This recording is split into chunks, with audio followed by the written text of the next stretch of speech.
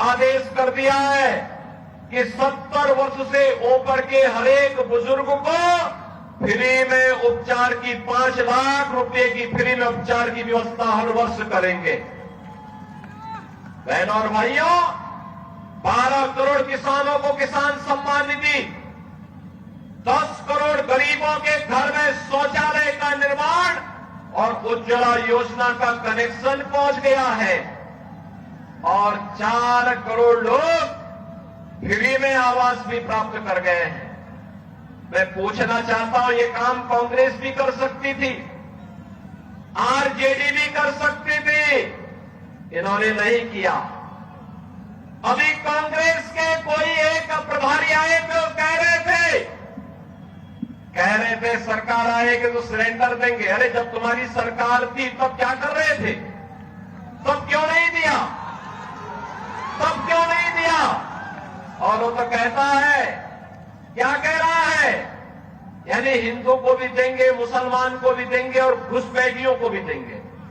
अब यहां के जनजातीय बंधुओं का अधिकार घुसपैठियों को क्यों देंगे? भाजपा इस बात को कह सकती है कि योजना का लाभ जनजाति को मिलेगा, झारखंड वासियों को मिलेगा, घुसपैठी को नहीं मिलेगा।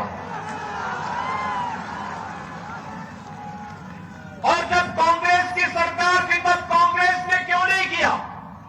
आज तो भाजपा कहती है कि सरकार बनते ही 1.5 लाख नौजवानों के लिए नौकरी के विज्ञापन निकाल करके उनकी नौकरी के लिए पहली कैबिनेट में हम लोग घोषणा करेंगे।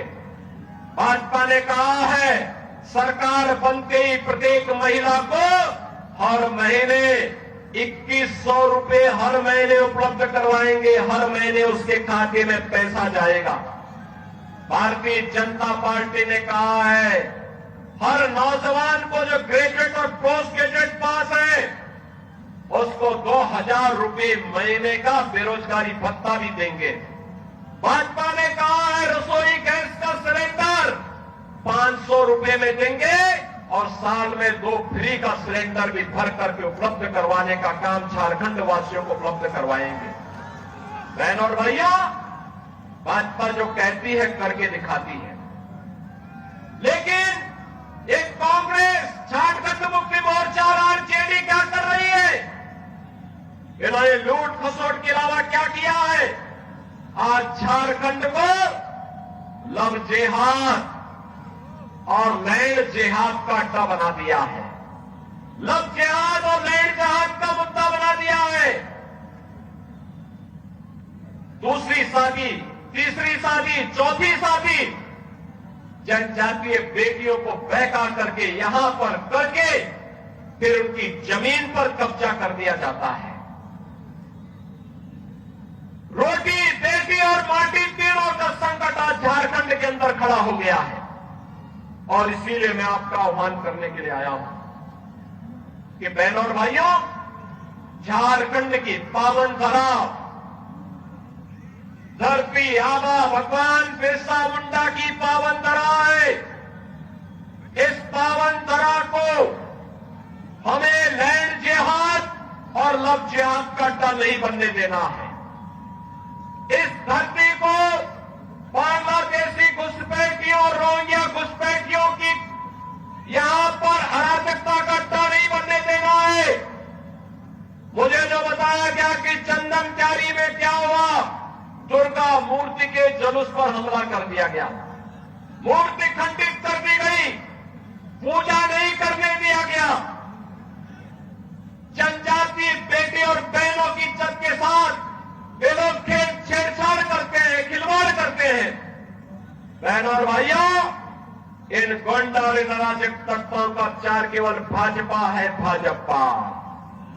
याद करिए 2017 के पहले उत्तर प्रदेश में भी ऐसे ही होता था और आज उत्तर प्रदेश में न कोई घुसपैठी है, न कोई लव जेहाद है, न कोई लैंड जेहाद है, न कर्फ्यू है, न दंगा है।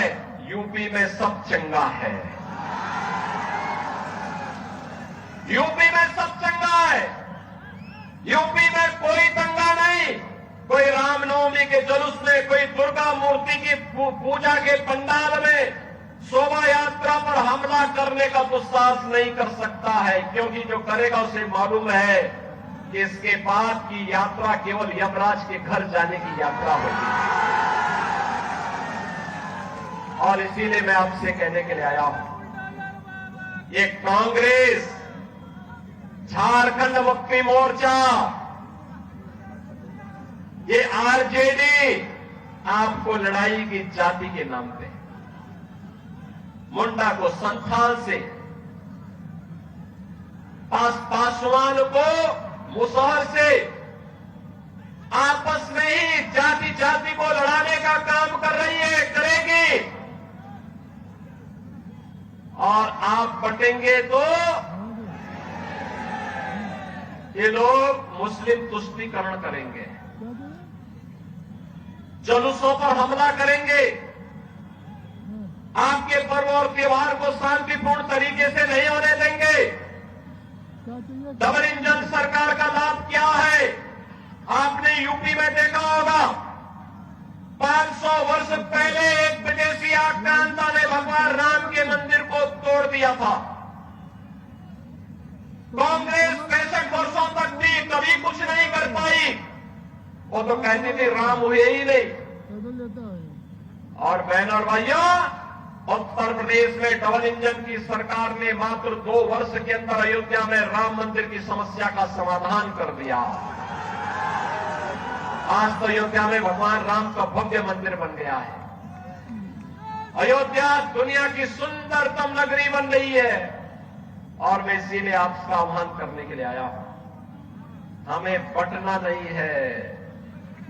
बटे थे तो अयोध्या में अपमान झेलना पड़ा था, बटे थे तो देश कट करके बांग्लादेश और पाकिस्तान बन गया, बटे थे तो हिंदुस्तान और बेटियों की इज्जत के साथ खिलवाड़ हुआ था।